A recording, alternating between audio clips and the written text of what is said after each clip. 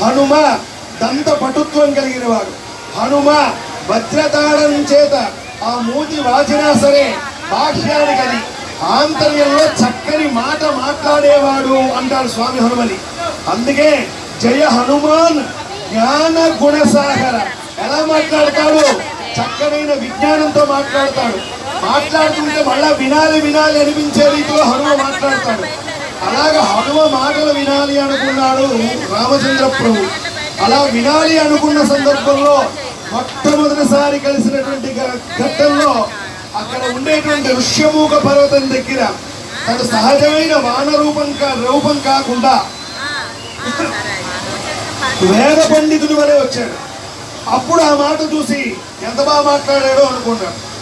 వీడిలో అన్ని విద్యలు ఉన్నాయి కనుక నాదమయ జగత్తులో విహరించాలి అనుకుంటే వీడికి ఒక ఆయుధాన్ని ఇవ్వాలి.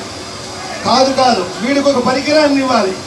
ఏ పరికరం ఇస్తే వీడు తన్మయత్వంలో తీసుకెళ్తాడో భారతీయ సనాతన సాంప్రదాయానికి నిలువుటద్దమైన దేవాలయాలలో సంగీత సాహిత్యాలు కూడా నేర్పేవారు.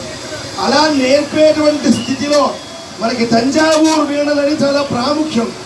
మనకి ఉత్తరాంధ్రలో బొగ్గుల వీణలు అంత ప్రాముఖ్యం కనుక తంజావూరు వీణ కాకుండా మా ఉత్తరాంధ్రలో ఉన్న వీణనే తీసుకొస్తారని బొగ్గుల వీణని లోపల పెట్టుకొని చిన్న రాజసమైనటువంటి ఒక అడుగును ముందు పెట్టి మరొక పాదం వీరాసనంలో ఉండి ఏకధాటిగా రామచంద్ర ప్రభు కీర్తన ఇస్తుంటే ఇలాంటి వీణాకారుడు దగ్గర నేను ఉండకపోతే నాకు జన్మకి ఇంకేం ఆనందం ఉంది. కనుక నేనేం చేయాలి ఇప్పుడు? కనుక వాడు వీణానాశం చేస్తుంటే సహజంగా నాన్నగారు కానీ తాతగారు కానీ ఏదైనా ఒక మంచి కార్యక్రమం చేస్తే మనవడు ఏం చేస్తాడంటే ఆయనకి 60 ఏళ్ళు 70 ఏళ్ళు ఉన్నారు. మనవడు ఇలా కాళ్ళు మీద కాళ్ళు తాతగారు తొడ మీద కాళ్ళు వేసేసి భుజం మీద చెయ్యి వేసేసి తాతగారు ఏం చేస్తున్నారు నేను చూస్తాడు. అలాగే ఈ స్వామి హనుమ కూర్చున్న స్థితిలో వీణానాదం చేస్తున్న సందర్భంలో రామచంద్ర ప్రభు కళ్ళుకు పనులు చెప్పలే, శ్రవణ యజ్ఞం ఎలా చేయాలో చెప్తాడు. కనుక నాదమే ముఖ్యమైన ఉద్దేశం చేత ఆ నాదాన్ని వినేటప్పుడు సహజంగా మనం వెంకటేశ్వర స్వామి సన్నిధి కలగానే అలాగ గోవిందనామాలు చెప్పుకొని వెళతాం తిరుమలలో. ఆ ఒక్క క్షణం చూసేసరికి ఇలా కళ్ళు తెలియకుండానే కళ్ళు మూతలు పడతాయి. కళ్ళు మూసితే చీకడమా కళ్ళు తెరవండి చెప్పినా మనకు తెలియకుండా కళ్ళు మూతలు పడతాయి.